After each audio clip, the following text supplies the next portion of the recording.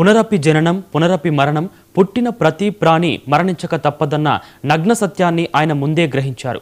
కోట్లు ఉన్నా మృత్యువును కొనలేం, ఆస్తులున్నా ఆయుష్ను పెంచలేం అని నమ్మిన ఆ నిశ్చల మనస్వి తాజాగా శాశ్వత నిద్రలోకి జారుకున్నారు. తన అంతిమ ప్రయాణం ఆత్మీయులకు భారం కాకూడదని భావించి బతికుండగానే తన సమాధిని తానే నిర్మించుకున్న జగిత్యాల జిల్లా లక్ష్మీపూర్ వృద్ధుడు నక్క ఇంద్రయ్య ఇప్పుడు తాను కోరుకున్న ఆ విశ్రాంతి ధామనికే చేరుకున్నారు. ఆయన జీవన తత్వంపై 99 టీవీ ప్రత్యేక కథనం.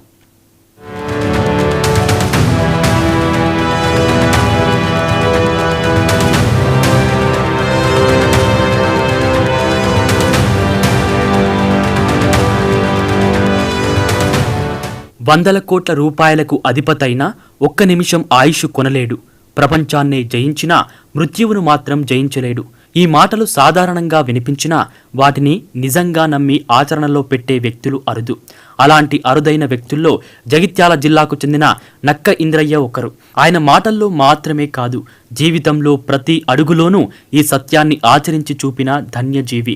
ఇంద్రయ్య జీవితం ఒక సాధారణ గ్రామీణ జీవనంతో మొదలైంది. 1946లో జన్మించిన ఆయన కుటుంబ బాధ్యతలు, ఆర్థిక ఇబ్బందులు చూశారు. కష్టపడితేనే బతుకు బాగుంటుందన్న నమ్మకంతో 1972లో దుబాయ్ వెళ్లారు. అప్పట్లో విదేశాలకు వెళ్లడం అంటే పెద్ద సాహసం. భాష తెలియదు, పరిచయాలు లేవు, కానీ ఆత్మవిశ్వాసం ఉంది. ఆ కష్టాల మధ్యే ఆయన తన శ్రమను ఆయుధంగా చేసుకుని ఒక కంపెనీ స్థాపించారు. క్రమంగా ఎదిగే ఎంతో మందికి ఉపాధి కల్పించారు. తన చేతి కింద పనిచేసిన వారిని కేవలం కార్మికులుగా కాకుండా కుటుంబ సభ్యుల్లా చూసుకున్నారు. అందుకే ఆయన సంపాదనకు విలువ వచ్చింది. సరిపోయినంత సంపాదించుకున్న తర్వాత ఇంద్రయ్య మనసు మళ్లీ తన ఊరి వైపు మళ్లింది. జగిత్యాల జిల్లా లక్ష్మీపూర్ గ్రామం ఆయనకు కేవలం పుట్టిన ఊరు కాదు, ఆయన ఆత్మకు నిలయం. గ్రామానికి వచ్చి అనేక కార్యక్రమాల్లో పాల్గొన్నారు. అవసరమైన వారికి ఆర్థిక సాయం చేశారు. ప్రార్థనా మందిరాల నిర్మాణానికి తోడ్పడ్డారు. తన పేరు బయటకు రావాలని కాదు, ఎవరికైనా ఉపయోగపడాలని మాత్రమే ఆయన దానం చేశారు. అందుకే ఆయన చేసిన మంచి పనుల గురించి చాలా మందికి తెలియకపోయినా అనుభవించిన వాళ్ల హృదయాల్లో మాత్రం ఆయన స్థానం శాశ్వతం. ఇంద్రయ్య జీవితంలో మరో విశేషం ఏమిటంటే ఆయన ఆస్తుల్ని ఎప్పుడూ గొప్పగా భావించలేదు. 80 ఏళ్ల వయసులోనూ ఆయన వద్ద 20 ఎకరాల పొలం ఉంది. అయినా ఆ భూమి, ఆస్తుల కంటే తన చుట్టూ ఉన్న వారికి ఇచ్చే ప్రశాంతతే నిజమైన సంపద అని నమ్మారు. మనిషి చివరకు తీసుకెళ్లేది ఆస్తులు కాదు, చేసిన మంచు పనులే అన్న భావన ఆయన జీవితానికి కేంద్ర బిందువు. నా పేరు నక్క భూమయ్య, మా అన్న నక్క ఇంద్రయ్య. కొన్ని ఊరుకు సాయం చేసిండు, మంచి చేసిండు. ఊరుకు చేసిన సాయం కూడా కొన్ని ఉన్నాయి.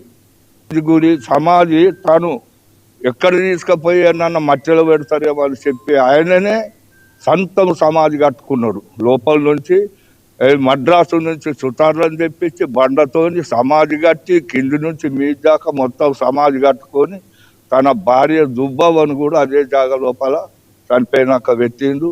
ఇవాళ సమాధి కట్టుకొని ఉన్నాడయ్యా. ఆ సమాధి ఇవాళ సాపు చేసి అదే సమాధి లోపల పెట్టడానికి మేము కూడా రెడీ ఉన్నాం. సమాధి కట్టుకున్నాడు సొంతం మంచిగా. అక్కడికి పోతే ఎంతో మంచిగా ఉంటుంది. చుట్టూ పరాడు పెట్టిండు, లోపల చెట్లు, పోతే మామిండ్లు, నిమ్మ చెట్లు, అటువంటి రకరకాల చెట్లు పెట్టిండు ఆ లోపల, ఆ సమాధి లోపల. అంత మంచి పేరు తెచ్చుకున్నాడు ఆయన.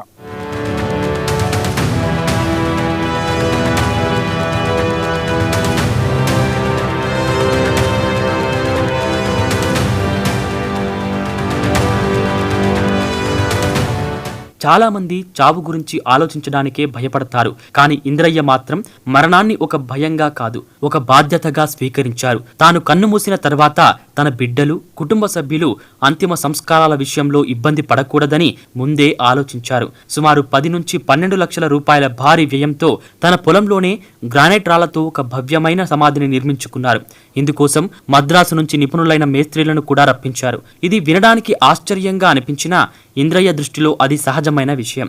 సాధారణంగా సమాధి పేరు వింటేనే లోకం జంకుతుంది. కానీ ఇంద్రయ్యకు మాత్రం ఆ సమాధి ఒక దేవాలయం లాంటిది. అది మరణానికి గుర్తు కాదు, జీవితం ముగిసే దశకు సిద్ధంగా ఉన్న మనిషి ఆత్మస్థైర్యానికి చిహ్నం. సమాధి నిర్మాణం పూర్తయిన కొద్ది రోజులకే ఆయన భార్య దుబ్బవ్వ కన్నుమూశారు. ఆమెను కూడా అక్కడే సమాధి చేశారు. ఆ రోజు నుంచి ప్రతిరోజు ఇంద్రయ్య ఆ సమాధి వద్దకే వెళ్లేవారు.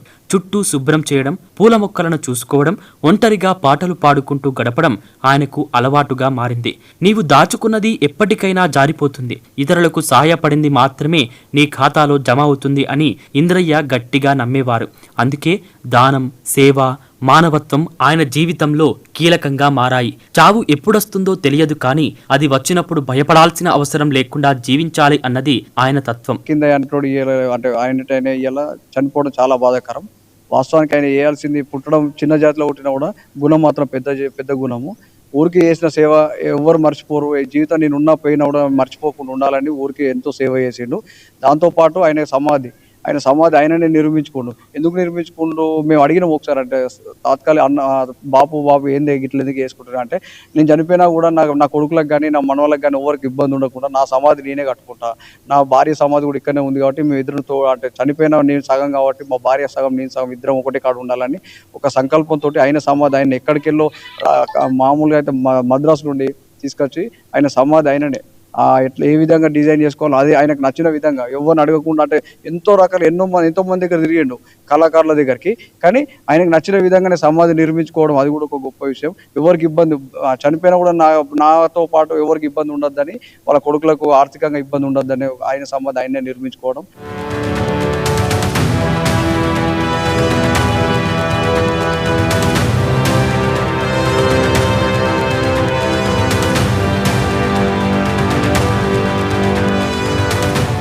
తాజాగా ఇంద్రయ్య కన్నుమూశారు. ఆయన మరణంతో లక్ష్మీపూర్ గ్రామంలో విషాద ఛాయలు అలుముకున్నాయి. ఆయన గురించి తెలిసిన ప్రతి ఒక్కరూ బాధపడుతున్నారు. కానీ ఆయన జీవితం గురించి ఆలోచిస్తే అది విషాదంతో పాటు ఒక గొప్ప స్ఫూర్తిని కూడా ఇస్తుంది. ఆయన కోరిక ప్రకారమే ఆయన ప్రాణం ఉన్నప్పుడు ఏ సమాధినైతే అపురూపంగా చూసుకున్నారో అదే చోట ఆయన అంత్యక్రియలు నిర్వహించారు.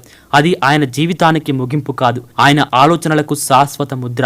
మంచి పనులకు ఖర్చు చేసి పుణ్యాన్ని పెంచుకో, ఆ పుణ్యమే నీ రాతను నిర్ణయిస్తుంది అని ఇంద్రయ్య చెప్పిన మాటలు నేటి సమాజానికి దిక్సూచి లాంటివి.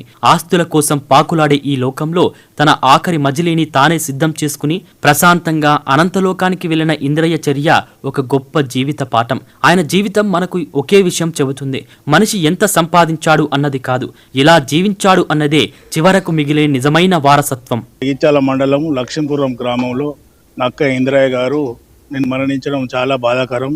గతంలో 10 సంవత్సరాల క్రితం తమిళనాడు నుంచి శిల్పులను తీసుకొచ్చి దాదాపు 10 నుంచి 12 లక్షల రూపాయలు ఖర్చు చేసి సొంత సమాధిని నిర్మాణం చేసుకున్నారు. జీవితంలో ఎప్పుడైనా కూడా ఒక వ్యక్తి మరణిస్తున్నాడంటే చాలా భయభ్రాంతులకు గురవుతాం. కానీ మరణాన్ని కూడా స్వాగతించి ఆయన దాన్ని నిర్మాణం చేసుకోవడం అనేది ఇక్కడ ఈ ప్రాంతంలో కానీ అది ఒక కొత్త ఒరవడికి సూచిస్తుందని చెప్పి ఆయన ఎప్పుడు కూడా చావుకు భయపడకుండా చావును మరి సంతోషంగా ఆహ్వానించే మొదటి వ్యక్తి మా మామ ఇంద్రయ్య గారు అని చెప్పక తప్పదు.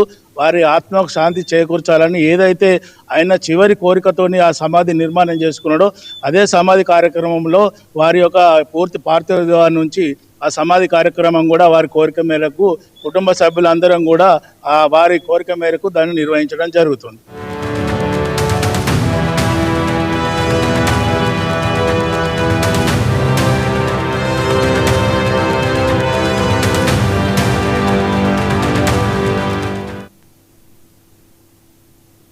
ఇవి ఇప్పటివరకున్న